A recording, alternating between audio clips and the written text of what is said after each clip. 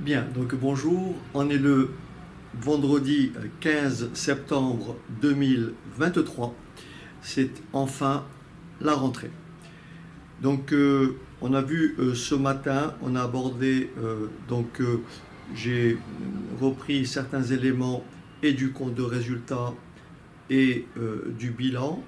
Aujourd'hui, je vais simplement m'appuyer sur une thématique qui se trouve au bilan en rubrique 4, écart donc à l'actif, écart de conversion actif, et bien sûr au passif, écart de conversion passif. Donc il va falloir à la fin de cette séquence être en mesure, de façon je dirais automatique, être en mesure de pouvoir, dans le cas d'une créance, retrouver la créance initiale, je vais vous l'expliquer après, et dans le cas d'une dette, retrouver la dette initiale. Donc cette séquence-là, pourquoi je la fais? Parce que dans le cadre du bilan fonctionnel, il va falloir retrouver les valeurs brutes. Première chose à retenir pour bien comprendre comment ça marche. Première chose à retenir, en bas du bilan, vous aurez par exemple écrit écart de conversion actif et on va vous donner un montant. Admettons qu'on vous dise écart de conversion actif égale 50 euros. Écart de conversion actif égale 50 euros. Et au bilan, à l'actif, on vous indique une créance donc en monnaie étrangère convertie, une créance de 150 ou de 120 euros. Ce qu'il faut comprendre, c'est que au bilan, cette créance-là a été calculée sur la base du cours du jour de la devise. Si par exemple nous avons une créance en dollars, donc les 120 euros ont été calculés sur la base du cours du dollar au 31/12/N. Très bien. Maintenant, le fait que l'on ait tout en bas, écart de conversion actif égale 50 euros. Cette information n'est pas suffisante. Cette information n'est pas suffisante. Il faudrait spécifier, est-ce que cet écart de conversion actif, est-ce qu'il concerne une créance ou est-ce qu'il concerne une dette? Ici, dans mon exemple, je vais avoir la précision suivante, cet écart de conversion actif concerne une créance. D'accord? Cet écart de conversion actif concerne une créance. Je peux, à côté de ça, supposer que j'ai une dette. Supposer que j'ai une dette de 270 euros. Et après, on va supposer que cet écart de conversion actif concerne une dette. Donc pour le moment, on va supposer que l'écart de conversion actif concerne une créance. Alors voilà ce qu'il faut bien sûr retenir. Et j'aime bien les choses faites de façon synthétique. Voilà ce qu'il faut retenir. Donc le fameux compte qui dénote la différence de conversion actif ou la différence de conversion passif, c'est pour la conversion actif, c'est le compte 476. L'écart de conversion passif, et bien sûr, le compte, c'est le 477. De façon mnémotechnique, quand vous lisez 476, vous avez le 6 en troisième position. La valeur du 6 vous rappelle la classe 6. C'est une classe de charge qui est normalement un compte de classe 6 et forcément débiteur. Donc le compte 476 sera inscrit au débit. Et bien entendu, le 7 en troisième position indique que le compte 477 est un compte à inscrire au crédit. C'est-à-dire donc que le 476, c'est un compte d'actifs, et le 477, qui c'est une classe 4, c'est un compte de passif. Je dis actif parce que 6 au débit. Je dis passif parce que 7 au crédit. Très bien. Autre chose à retenir. Lorsque vous introduisez le 476, c'est que vous avez nécessairement une perte latente de change. Perte de change. Alors attention, c'est une perte qui est latente et non pas définitive, puisque le cours de la monnaie évolue jour au jour. Et bien sûr, le 477 va vous indiquer ce qu'on appelle un gain de change.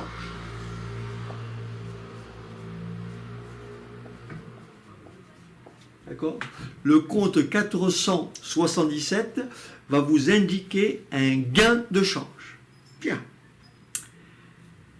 Maintenant, si je me place ici, j'ai donc une créance au bilan qui veut dire qu'au 31/12, ma créance qui était en dollars, avec le cours du dollar au 31/12, est tout simplement égale à 120 €.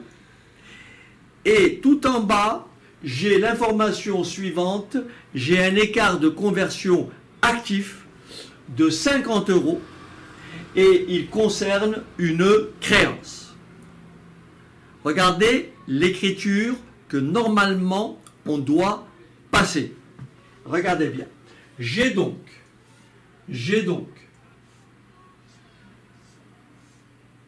on a dit qu'on a un écart de conversion actif. Donc je suis forcément au débit, c'est le compte 476. Si mon écart concerne une créance, je mettrai ici le compte de créance associé. Alors bien sûr, vous pouvez avoir plusieurs devises. Ça va être le 411.1 pour devise en dollars, 411.2, etc. Mais on peut regrouper tout ça en une seule valeur. D'accord. Donc là, je vais rester dans cette monnaie en dollars. Donc ici, si l'écart de conversion actif concerne une créance, j'inscris ici le compte 411. Si l'écart de conversion actif concerne une dette, je vais inscrire ici le compte 401. Et vous allez voir que dans les deux cas, nous avons forcément une perte de change. Je vais vous expliquer pourquoi. Donc je reviens au 411. Alors j'ai un écart de conversion actif égal à combien? Il est égal à 50. Et ça concerne une créance. Donc là, j'ai 50 et là, j'ai 50. Regardez bien. Au bilan, nous avons une créance de 120 au dernier cours du dollar. Ici, le compte client est normalement un compte débiteur. Il augmente au débit et il diminue au crédit. Donc en fait, le fait que le compte 411 soit créditeur, ça signifie que ma créance a diminué. Donc lorsque j'ai un écart de conversion actif et donc j'ai forcément une perte de change, c'est que ma créance a diminué. C'est logique. Si vous avez le dollar qui chute, la créance que vous avez en dollars sera moindre. Donc la créance baisse. Je reviendrai pour la dette tout à l'heure, pour ne pas vous embrouiller. Regardez ce qui se passe ici. Donc j'ai passé cette écriture-là. Donc là, je vous donne simplement ce qui se passe dans la réalité. Ici, donc, j'ai constaté une perte de change. Naturellement, il va falloir passer une provision. Attention, cette perte de change, elle est latente, elle n'est pas définitive. Donc, en fait, ici, au 31-12, je vais passer cette écriture. Alors, pour finir l'histoire, au 31-12 N, bien entendu, je vais passer au 31-12 N, je vais passer je vais enregistrer cette perte de change en effectuant ce qu'on appelle une provision. J'ai donc un compte d'amortissement 686, puisque c'est une créance, donc c'est de la finance, c'est le compte 681 exploitation, 686 lorsque on a affaire à une rubrique financière. Et bien sûr, la contrepartie, c'est le 151-15, c'est-à-dire provision pour perte de change. Donc ici, nous avons la dotation aux provisions financières, et là, nous avons la provision pour perte de change. Pour quel montant? Pour 50. Et donc, à l'ouverture, et je vais m'arrêter là parce que je ne veux pas trop surcharger la séquence, et donc à l'ouverture, c'est-à-dire au 1er janvier N+1, on va contrepasser l'écriture précédente. C'est-à-dire, on va contrepasser cette écriture-là pour revenir à la case départ. Et donc, j'aurai ici 50 et 50. Et l'histoire, après, va continuer, c'est-à-dire au 31-12 N+1, on va regarder le cours du dollar. Est-ce que j'ai une perte de change ou est-ce que j'ai un gain de change? Donc là, c'était juste pour vous dire que lorsque j'ai une perte de change, il faut penser à la provision pour perte de change. Donc là, j'efface et je reviens à ma situation de départ. Alors, pour ne pas que vous soyez perdus, l'objectif, au bilan, j'ai une créance égale à 120. Cette créance-là, elle est portée au bilan au 31-12 N. Lorsque je vais établir le bilan fonctionnel, il va falloir retrouver la créance créée au départ. Je veux retrouver ce qu'on appelle la valeur initiale. Et regardez bien. Ma créance, qu'est-ce qu'elle a fait? J'ai une perte de change. Pour retrouver ma créance, lorsque bien sûr elle a fait l'objet, lorsque bien sûr on a vendu nos marchandises à notre client américain, pour retrouver cette valeur, donc j'écris valeur d'origine, VO, égale la valeur au bilan, plus l'écart de conversion actif. Et vous avez compris, regardez bien, ma créance initiale, admettons que cette créance ait été enregistrée le 1er février N, d'accord? Le 1er février N, d'accord? Et elle était de 170. Au 31-12 N, elle est de combien? 120. Elle a bien chuté de combien? De 50. Résultat des courses. Lorsque j'ai un écart de conversion actif, et si cet écart de conversion actif qui est assimilé à une perte de change concerne une créance, la valeur d'origine de la créance, la valeur d'origine de ma créance, c'est la valeur au bilan, c'est la valeur inscrite à la clôture de mon bilan au 31/12, plus l'écart de conversion actif. Plus l'écart de conversion actif. Lorsque vous avez un écart de conversion actif, il concerne une créance, eh bien ça veut tout simplement dire que votre créance a diminué. D'accord? Donc ça, c'est pour l'écart de conversion actif qui concerne une créance. J'efface et maintenant, on va supposer que notre écart de conversion actif concerne une dette. Et je vais supposer que cet écart de conversion actif concerne une dette. Je vais passer quelle écriture? J'ai toujours un écart de conversion actif. Ça veut dire que j'ai forcément une perte latente. Je vais donc passer l'écriture, la même que tout à l'heure, sauf que le 476, c'est toujours 50, mais la contrepartie, puisque c'est une dette, c'est le compte fournisseur, pour 50. Et qu'est-ce qui se passe ici?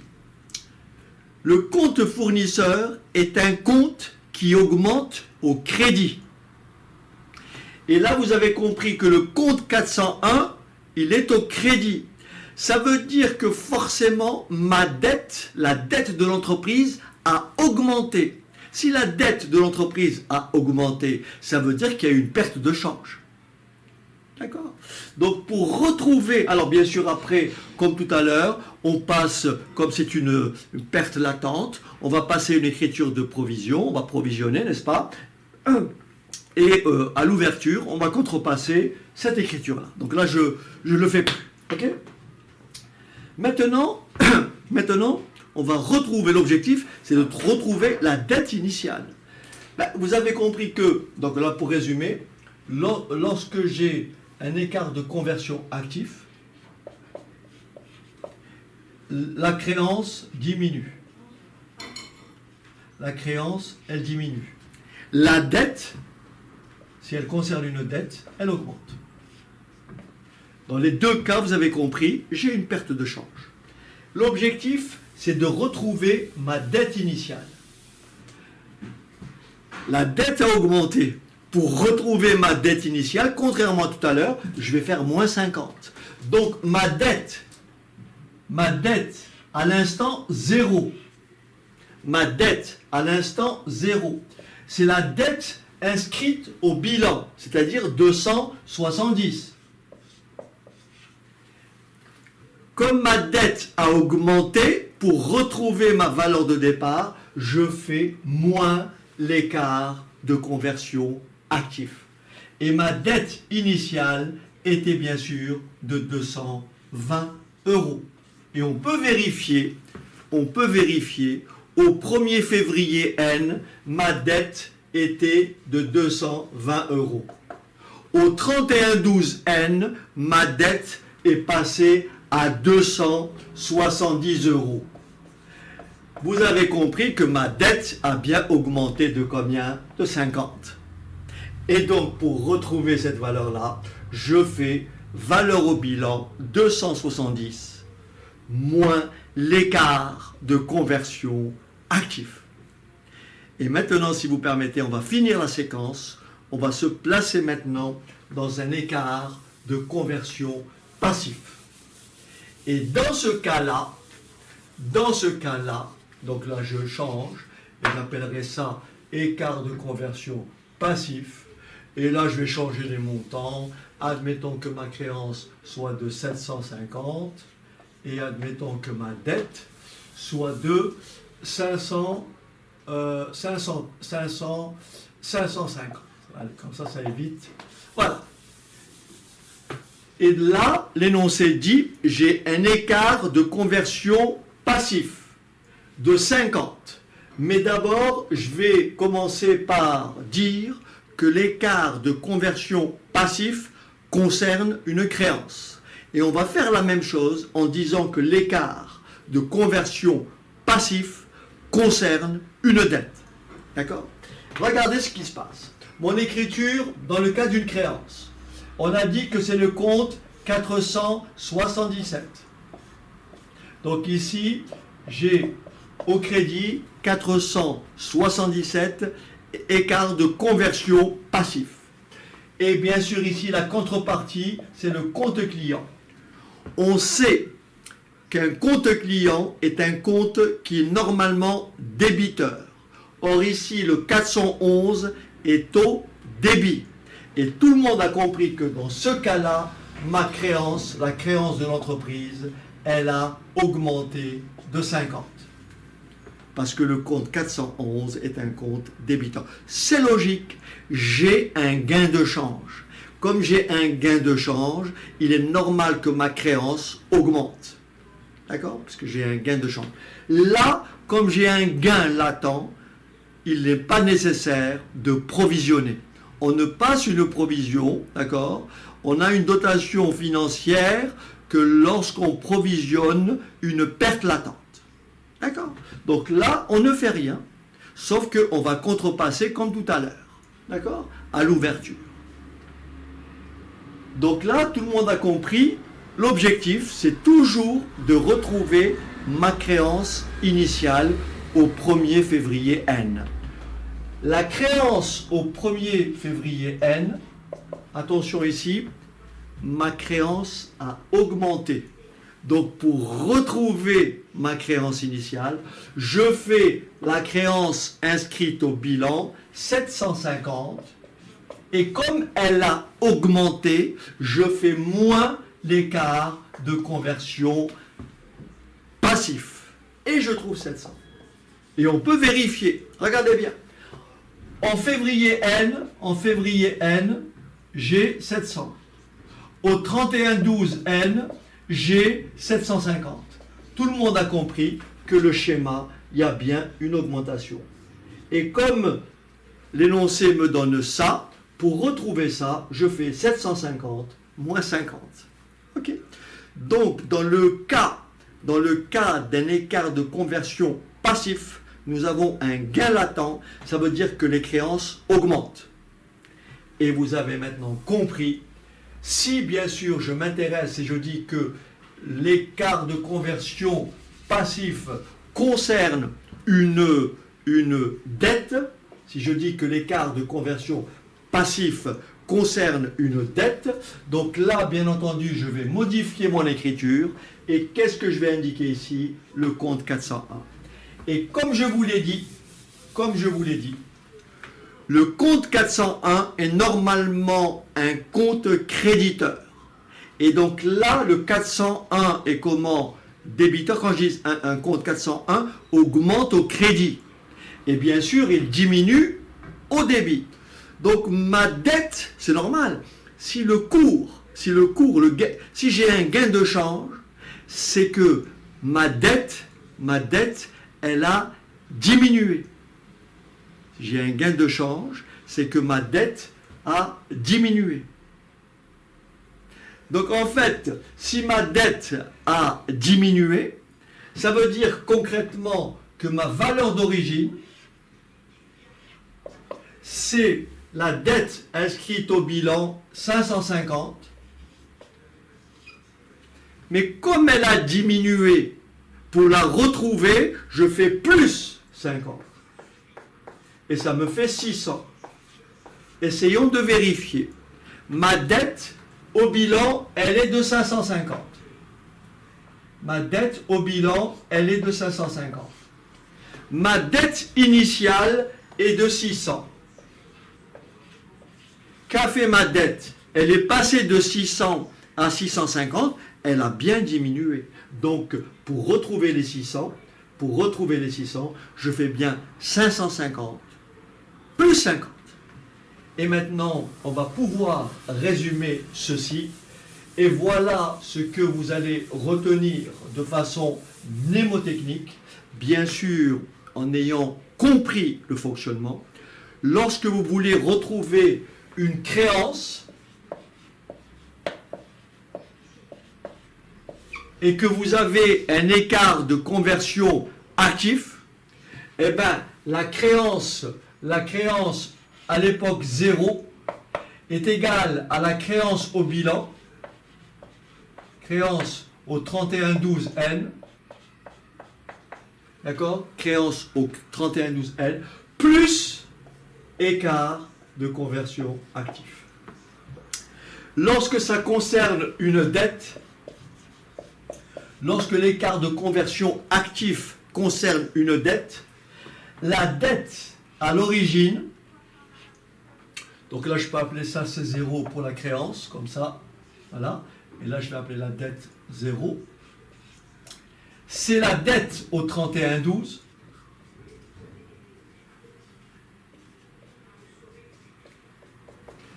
comme j'ai un écart de conversion actif,